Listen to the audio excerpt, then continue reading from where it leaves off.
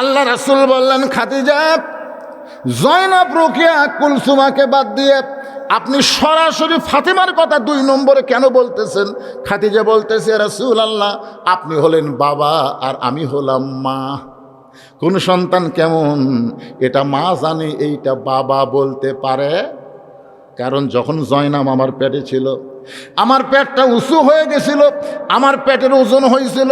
জয়নাব যখন প্রসব হইল তখন আমার খুবই কষ্ট হয়েছিল, আমার অনেক রক্ত ঝরেছিল। এই রোকেয়া যখন আমার পেটে ছিল, আমার পেটটা উঁচু হয়েছিল, পেটের ওজন হয়েছিল। রোকেয়া জন্ম নেওয়ার সময় আমি প্রসব ব্যথা পেয়েছি। আমার কুলসুমা যখন পেটে ছিল, আমার পেটটা ওজন হলো, পেটটা বড় হলো। এই কুলসুমা যখন প্রসব হইল তখন আমি প্রসব ব্যথা বুঝতে পেরেছি। ওগো আল্লাহর নবী, ওই আল্লাহর শপথ করে বলতেছি, আমার ফাতেমা যখন পেটে ছিল আমার পেটটা শুধু উঁচু হয়েছিল, কিন্তু পেটের কোনো ওজন আমি বুঝতে পারি নাই। ওই ফাতেমা যখন দুনিয়াতে প্রসব হইল আমি কোনো প্রসব ব্যথা বুঝতে পারি নাই। আমি তাকায় দেখি আমার ফাতেমা তার ছোট্ট 2টা হাত তার ইজ্জতের উপরে দিয়া দুনিয়াতে ভূমিষ্ঠ হইল। আমি মা হইয়াও আজও পর্যন্ত ফাতেমার ইজ্জত দেখতে পারি নাই। আমার সেদিন থেকে বিশ্বাস, আমার এই মেয়ে সাধারণ কোনো মেয়ে না, আমার এই মেয়ে সাধারণ কোনো মেয়ে না। ওগো আল্লাহর নবী, আমি যদি 1 নম্বর জান্নাতি হই, পুরুষের মধ্যে 2 নম্বর হলো ওমর। আমার ফাতেমাকে আল্লাহ যেন 2 নম্বরে জায়গা দেয়।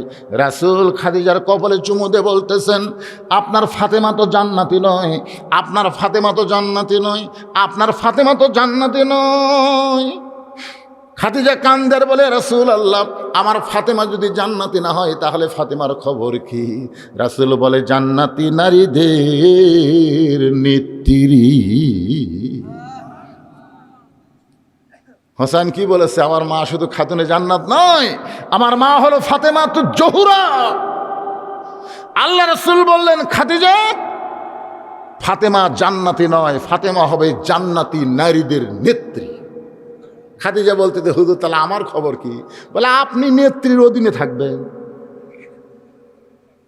বলে, আমি মা হইয়া বেটির অধীনে থাকা এটা কেমনে? রাসূল বললেন 2 কারণে। সুবহানাল্লাহ কন্যা খান। আল্লাহ নবী বললেন 2 কারণে। 1 নম্বর কারণ হলো, আপনি যখন ঈমান গ্রহণ করছেন, খাদিজা আপনি বলেন তো, আপনি যখন ঈমান গ্রহণ করেছেন তখন আপনার বয়স কত? খাদিজা বলতে, হুজুর, আমার বয়স তখন 55 বছর। কত বছর? 55 বছর। আল্লাহ রাসূল বললেন, ঈমান গ্রহণ করার আগে আপনি কি ছিলেন? খাদিজা বলতে, হুজুর, আমি তো কাফের ছিলাম। তা আল্লাহ রাসূল বললেন, দেখেন, আপনার হায়াতের 55 বছর আপনি কাফের ছিলেন। আর আপনি এখন বলেন তো, আপনার ফাতেমা যখন ঈমান গ্রহণ করছে তখন ফাতেমার বয়স কত? খাদিজা বলতেছে, কি কোন হুজুর, ফাতেমা তো জন্মসূত্রে মুসলমান হয়ে জন্ম নিছে। আল্লাহ রাসূল বলে, খাদিজা, 1 নম্বরে আপনি ঠকে গেলেন। 1 নম্বর আপনি ঠকে গেলেন। আপনি 55 বছর কুফর হালে কাটাইছেন, আর আপনার ফাতেমা জন্মসূত্রে জান্নাতি হয়ে জন্মগ্রহণ করেছে।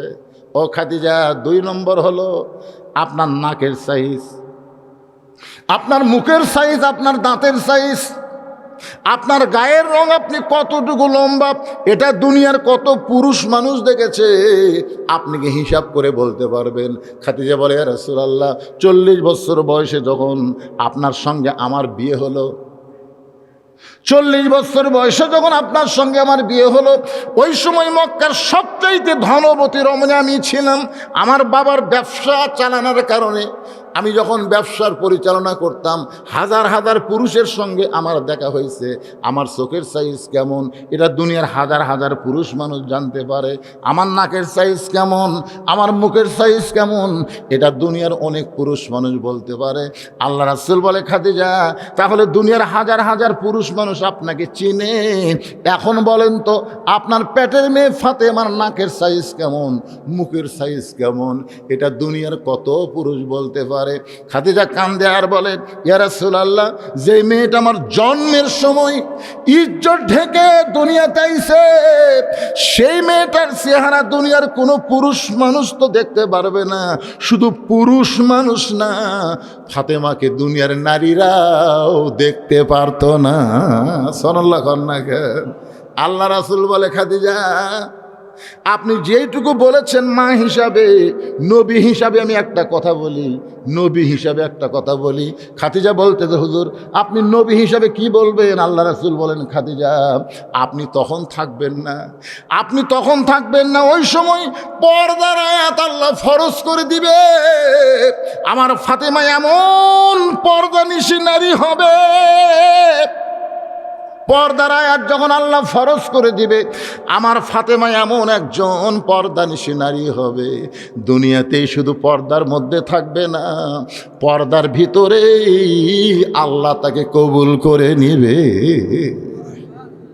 এশার নামাজ পড়ে হযরত আলী ঘরের মধ্যে ঢুকে তাকায় দেখে ফাতেমা চৌকির উপরে বসে বসে কাঁদতেছে।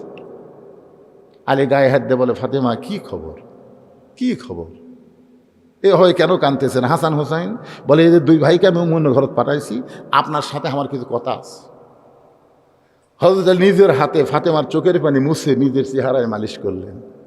মালিশ করে বললেন, আমি জানি গো, দুনিয়ার বহু ধনী ধনী যুবক তোমাকে বিয়ে করার জন্য নবীর কাছে প্রস্তাব দিয়েছিল, কিন্তু আল্লাহর নবী যে কি বুঝলো, আমার মতন গরিবের সাথে তোমার বিয়ে দিল।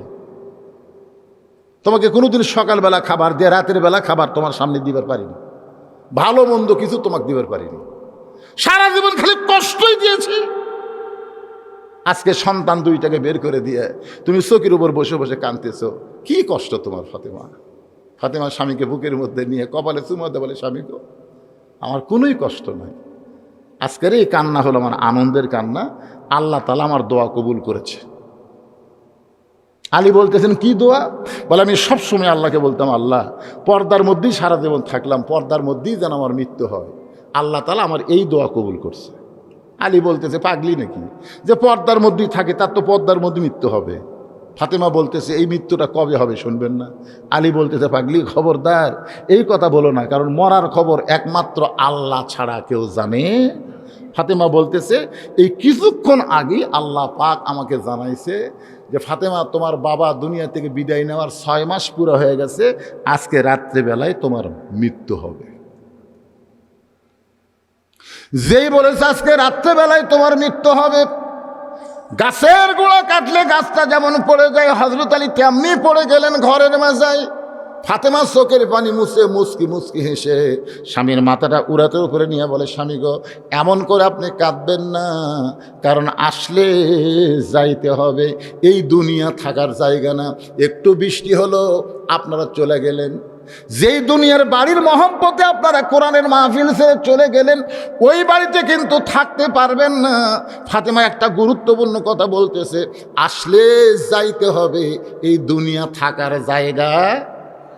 আপনি 2টা ডিগ্রি অর্জন করছেন, স্বামী বলতেছে, একটা হলো আসাদুল্লাহিল গালিব, আর একটা হলো আনা মাদিরাতুল ইলমি ওয়া আলিও বাবুহা। আপনি হলেন পৃথিবীর সবচাইতে বড় জ্ঞানী, আপনি হলেন পৃথিবীর সবচাইতে বড় বীর। হোসেন কি বলেছিল, আমার বাবা শুধু আলেম না রে, আমার বাবা হলো বিশ্ববীর। আলী যে বীর ছিল, এ ব্যাপারে আপনাকে সন্দেহ আছে? তো এত বড় বীর হয়ে, এত বড় জ্ঞানী হয়ে, বইয়ের মরার খবর শুনে আপনি সিট পাটাং হয়ে পড়ে গেলেন, তাহলে এই জ্ঞান আর এই বীরত্ব থেকে লাভ কি? আপনি জানেন না, আপনি জানেন না যে আসলে যাইতে হবে। আলী বলতেছে, জানি, তাই বলে এইভাবে তোমার 2টা বেটা বাড়ির থেকে যখনই বার হয়, রাস্তার মধ্যে যত সাহাবি পায়, প্রত্যেকটা সাহাবিকে জিজ্ঞাসা করে, আমার নানা কোথায় গেছে, আমার নানা কোথায় গেছে? আমরা অনেক দিন হলে নানা নানা বলে কাঁদতেছি, কিন্তু নানারে দেখতে পাই না কেন? 6টা মাস হলো তোমার সন্তান 2টার চোখত খালি পানি আর পানি, সবসময় নানাকে খুঁজতেছে। আজকে রাত্রি তুমি যদি আবার চলে যাও, তাহলে আমার অবস্থাটা কি? এরা তো কান্দা কান্দা মায়ের কাছে আসে, আচ্ছা বলে, মা আজকেও তো নানা খুঁজে পেলাম না। ফাতেমা বলে, বাবা আজকে না পেলেও তাবে খুঁজতে থাকো। তো 6 মাস ধরে খুঁজে খুঁজে মায়ের কাছে এসে বলে, পালাম না, কিন্তু আজ থেকে কি হবে? তুমি ফাতেমা যদি গভীর রাত্রে চলে যাও, তাহলে তোমার দুইটা সন্তানকে কে দেখবে? ফাতে বলে, স্বামী গো, আমার দুইটা সন্তান নিয়ে আপনাকে চিন্তা করা লাগবে না। আল্লাহর নবী বলেছেন হাসান হলো অবিকল আমি নবীর মতো, ওই হাসান নিয়ে কোনো চিন্তা নাই। তবে হাসান একটু জেদি, ওই জেদির দিকে আপনি একটু বেশি মহব্বত করবেন, আপনার কোনো টেনশন করা লাগবে না। আমি দুইটা সন্তানকে বুঝাইয়ে দিয়ে অন্য ঘরে পাঠিয়ে দিছি, মেহেরবানি করে